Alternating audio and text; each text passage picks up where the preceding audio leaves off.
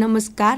આજના virtual classroom training room સેશનમાં આપ સૌનું હાર્દિક સ્વાગત છે. આજે આપણે આઈટીઆઈમાં ચાલતા ડ્રાફ્ટમેન સિવિલ ટ્રેડના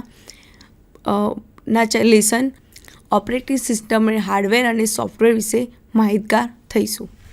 કમ્પ્યુટર એક ઇલેક્ટ્રોનિક ઉપકરણ છે જેનો ઉપયોગ અંકગણિત અને તર્કશાસ્ત્રની કામગીરી ખૂબ જ ઊંચી ઝડપે કરવા માટે થાય છે. કમ્પ્યુટર તો બધાએ જોયું જ હશે અને યુઝ પણ કર્યું હશે. એ એક ઇલેક્ટ્રોનિક ઉપકરણ છે જેમાં અંકગણિત અને તર્કશાસ્ત્રની કામગીરી ખૂબ જ વધારે પડતી ઝડપી કરવા માટે થાય છે. વિવિધ ક્ષેત્રોમાં કમ્પ્યુટરનો ઉપયોગ સફળ પણ છે અને આર્થિક રીતે વ્યાજબી પણ છે. કમ્પ્યુટર અને સોફ્ટવેરનો સંક્ષિપ્ત ઇતિહાસ વિશે આપણે જાણીશું કે કમ્પ્યુટર ક્યારે શોધાયું. પહેલાં તો ટ્રાન્ઝિસ્ટરની શોધ થઈ. એના થોડા સમય પછી પ્રથમ કમ્પ્યુટર્સ 1950માં વિકસાવવામાં આવ્યા હતા. 1960માં મધ્યમાં જનરલ મોટર્સ, બોઈંગ અને IBMએ CAD પ્રોગ્રામ્સ વિકસાવવાનું શરૂ કર્યું હતું. પરંતુ કમ્પ્યુટર હાર્ડવેર અને પ્રોગ્રામિંગના ઊંચા ખર્ચને કારણે આ વિકાસ ધીમો પડી ગયો. 1971માં ટેડ હોફે પ્રથમ માઇક્રોપ્રોસેસર વિકસાવ્યું. એટલે કે 1960માં પહેલાં CAD પ્રોગ્રામ વિકસ્યો, પરંતુ કમ્પ્યુટરનું હાર્ડવેર અને પ્રોગ્રામિંગનો ખર્ચ બહુ વધારે હતો. એના કારણે એનો વિકાસ ધીમો પડી ગયો. 1971માં ટેડ હોફે પ્રથમ માઇક્રોપ્રોસેસર વિકસાવ્યું. સેન્ટ્રલ પ્રોસેસિંગ યુનિટ એટલે કે CPUની તમામ સર્કિટરી હવે એક ચિપ પર જ હતી. આનાથી પર્સનલ કોમ્પ્યુટર એટલે કે PCનો યુગ શરૂ થયો. 1980ના દાયકામાં માઇક્રોપ્રોસેસરમાં વધારાના સુધારાઓએ મેઇન ફ્રેમ કમ્પ્યુટર્સને શક્તિશાળી ડેસ્કટોપ મોડલ્સમાં બદલી નાખ્યા. અલબત્ત કમ્પ્યુટર હાર્ડવેરની સાથે કમ્પ્યુટર સોફ્ટવેર પણ આગળ વધી રહ્યું હતું. CAD એક સરળ ડ્રાફ્ટિંગ ટૂલ તરીકે શરૂ થયું હતું. હવે તે એક શક્તિશાળી ડિઝાઇન ટૂલ તરીકે વિકસિત થયું. CAD એ 2D એટલે કે દ્વિપરિમાણીય અને 3D એટલે કે ત્રિપરિમાણીય સપાટી મોડલિંગ અને એનિમેશન સાથે નક્કર મોડલિંગમાં પ્રગતિ કરી છે. CADમાં 2D અને 3D અને એનિમેશન બધું જ થઈ શકે છે. એક પેઢી વધુ શક્તિશાળી અને વધુ વપરાશકર્તા મૈત્રીપૂર્ણ બની છે. ઓટોકેડ એટલે શું? ઓટોકેડ એ વિશ્વનો અગ્રણી કમ્પ્યુટર સહાયિત ડિઝાઇન અને ડ્રાફ્ટિંગ પ્રોગ્રામ છે. નવેમ્બર 1982માં તેની મૂળ રજૂઆતથી ઓટોકેડ એ પ્રમાણભૂત PC આધારિત CAD પ્રોગ્રામ બનવા માટે વેચાણ અને કાર્યક્ષમતામાં વધારો કર્યો છે. પ્રોગ્રામ તેની મૂળ કમાન્ડ લાઇન આધારિત DOS આધારિત રૂટથી વિકસીને સંપૂર્ણ સુસંગત વિન્ડોઝ એપ્લિકેશન બની ગયો છે. હાર્ડવેર અને સોફ્ટવેર વિહંગાવલોકન. કમ્પ્યુટર સિસ્ટમના બે ભાગ છે. પહેલું છે હાર્ડવેર અને સેકન્ડ છે સોફ્ટવેર. કમ્પ્યુટર હાર્ડવેર એ કમ્પ્યુટરના ભૌતિક ઘટકો છે, જેમ કે સિસ્ટમ યુનિટ, મોનિટર અને પ્લોટર. કમ્પ્યુટર સોફ્ટવેર એ પ્રોગ્રામ છે જે સિસ્ટમની એપ્લિકેશન નક્કી કરે છે. હાર્ડવેર એટલે કે જે ભાગોને આપણે અડકી શકીએ છીએ, અને સોફ્ટવેર એટલે કે જેને આપણે ટચ કરી શકતા નથી. કમ્પ્યુટર સોફ્ટવેરની બે મુખ્ય શ્રેણીઓ છે. પહેલું છે સિસ્ટમ સોફ્ટવેર અને બીજું છે application programme.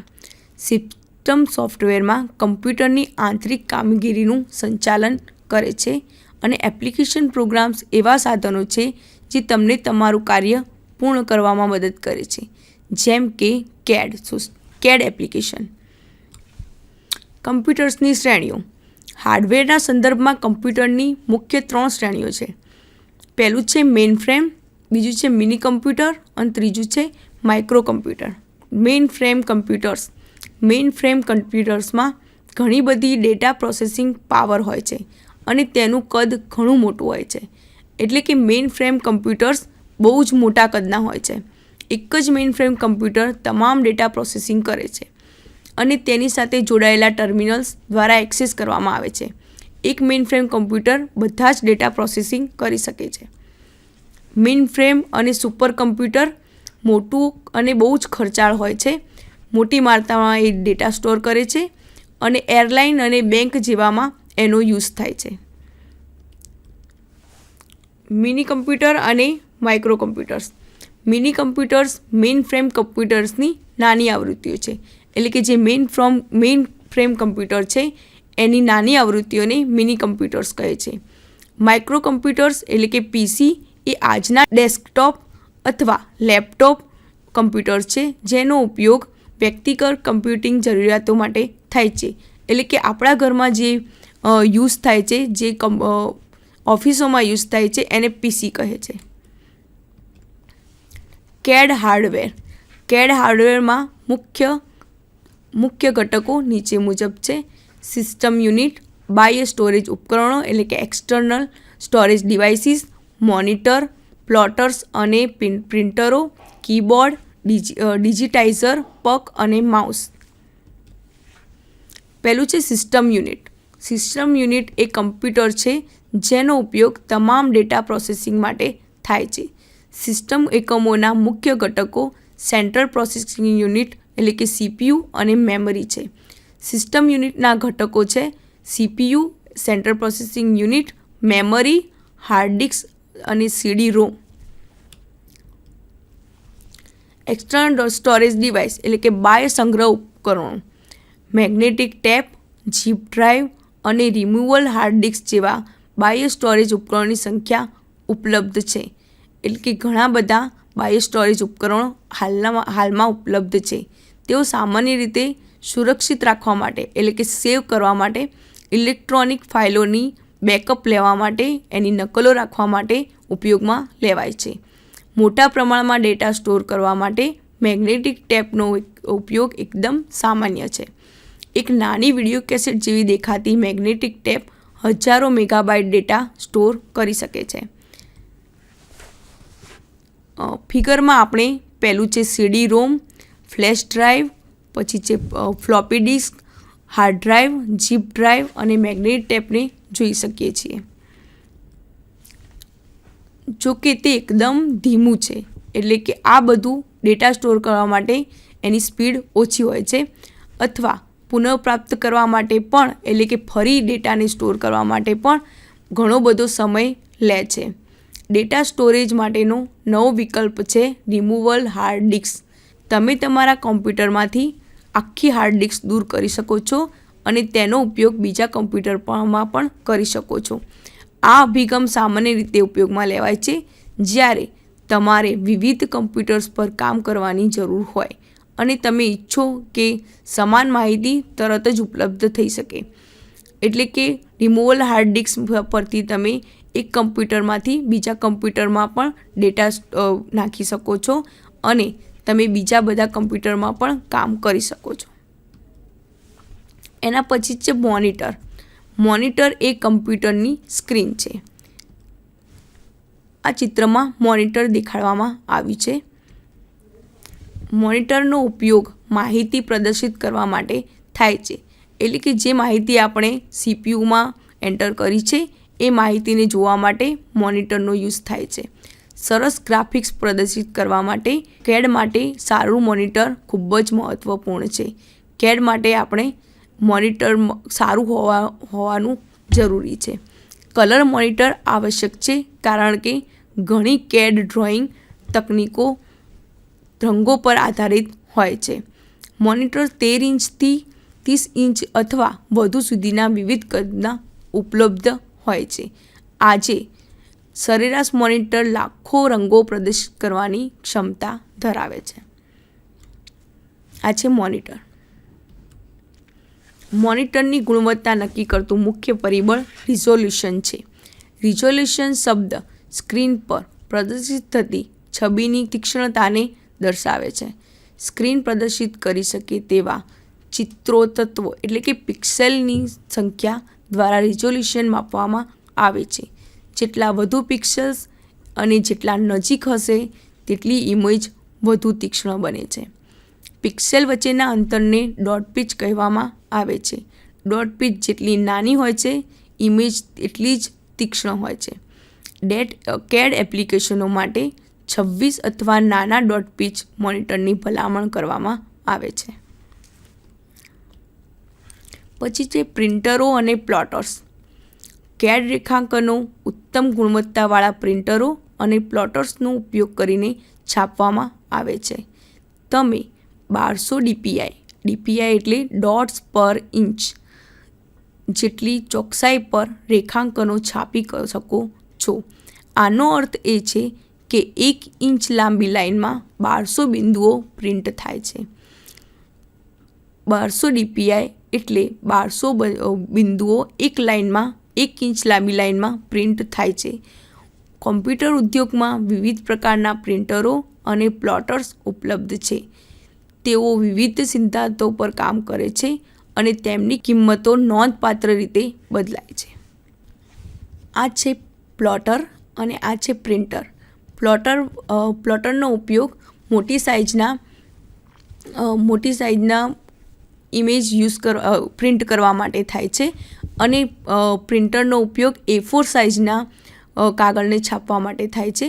Pen plotter, side jet printer, laser printer અને પ્લોટર, ઇલેક્ટ્રોસ્ટેટિક્સ પ્રિન્ટર વગેરે ઘણા પ્રકારના પ્રિન્ટર્સ અવેલેબલ છે. પછી છે કીબોર્ડ. આ એક ઇનપુટ ઉપકરણ છે જેમાં કમ્પ્યુટરમાં માહિતી ફીડ કરવા માટે કીઝ હોય છે. આ છે કીબોર્ડ. ટાઈપરાઇટર કી. ટાઈપરાઇટર કી એટલે કે અક્ષરો, સંખ્યાઓ અને વિરામચિહ્નો માટે વપરાય છે. આ બધી જે કી છે એ છે ટાઈપરાઇટર કી. પછી છે ફંક્શન કી. F1 થી F12 પરફોર્મન્સ સોફ્ટવેરના ઉપયોગ પર આધાર રાખે છે. આ F1 થી F12 સુધીની કીને કહેવાય છે ફંક્શન કી. પછી છે કર્સર કંટ્રોલ કી. કર્સરને ડાબે, જમણે, ઉપર અથવા નીચે ખસેડવા માટે કર્સર કંટ્રોલ કીનો ઉપયોગ થાય છે. આ જે દેખાય છે એ છે કર્સર કંટ્રોલ કી.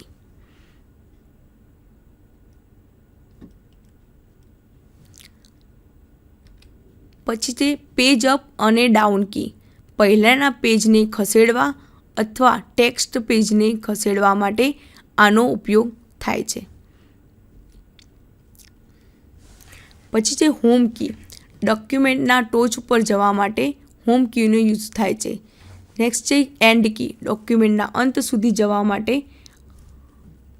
એન્ડ કીનો ઉપયોગ થાય છે. પછી નંબર લોક કી. ન્યુમેરિક 0 થી 9 તેમાંથી કોઈપણને દબાવવાથી સ્ક્રીન પર એક નંબર પ્રદર્શિત થાય છે. આ છે નંબર લોક કી.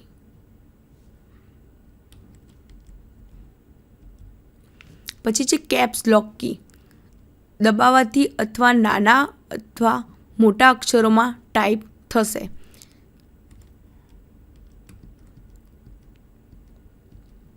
આ છે કેપ્સ લોક કી.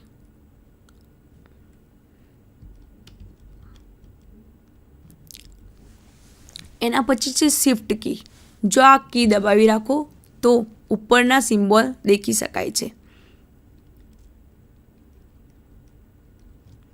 આ છે શિફ્ટ લોક કી.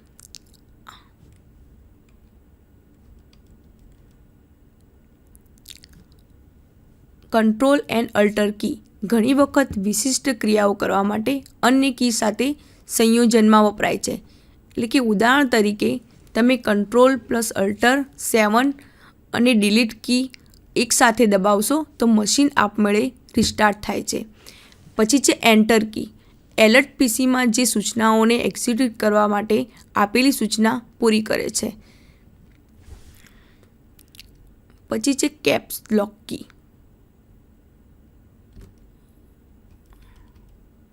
એના પછી છે ટેબ કી.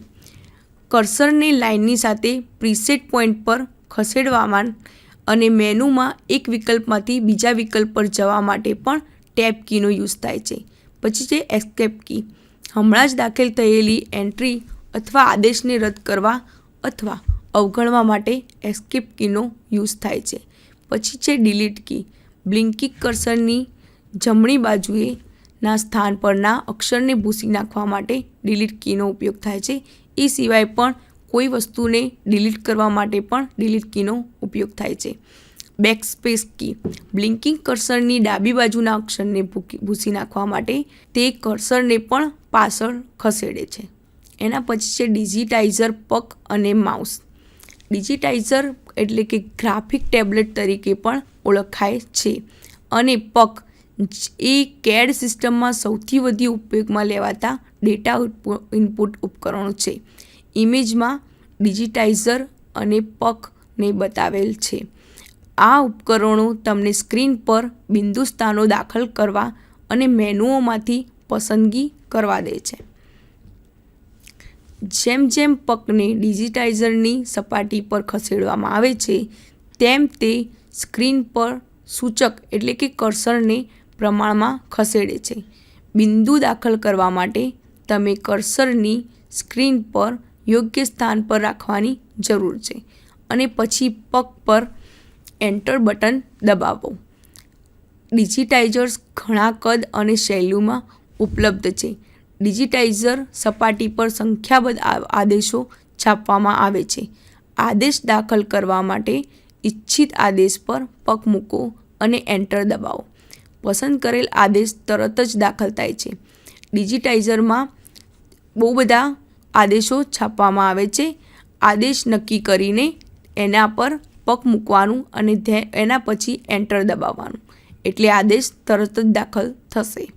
માઉસ એક અન્ય પોઇન્ટિંગ ડિવાઇસ છે જેનો ઉપયોગ CAD સાથે કરી શકાય છે.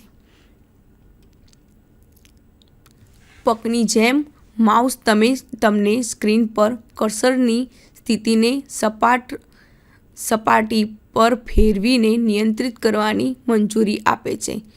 પકની જેમ માઉસ પણ એક સપાટી પર તમે ફેરવીને એને યુઝ કરી શકો છો, પરંતુ તેમાં ડિજિટાઇઝરની જરૂર નથી. એટલે કે માઉસ એકલું પણ યુઝ થઈ શકે છે. કેટલાક પ્રોગ્રામ માત્ર માઉસ સાથે કામ કરવાનું સમર્થન કરે છે, જ્યારે અન્ય માઉસ અને ડિજિટાઇઝર બંનેને સપોર્ટ કરે છે. અમુક પ્રોગ્રામમાં એકલા માઉસનો યુઝ થાય છે અને અમુક પ્રોગ્રામમાં માઉસ અને ડિજિટાઇઝર બંનેનો યુઝ કરવો પડે છે. ડિજિટાઇઝર અથવા પગ કરતાં માઉસ ઘણું સસ્તું છે, પરંતુ તે ફક્ત મર્યાદિત ડેટા એન્ટ્રીનો વિકલ્પો પ્રદાન કરે છે. માઉસ સસ્તું પડે છે પણ અમુક જ ડેટા એન્ટ્રી કરી શકે છે. આજે આપણે હાર્ડવેર, સોફ્ટવેર અને ઓપરેટિંગ સિસ્ટમ વિશે શીખ્યા. તમારો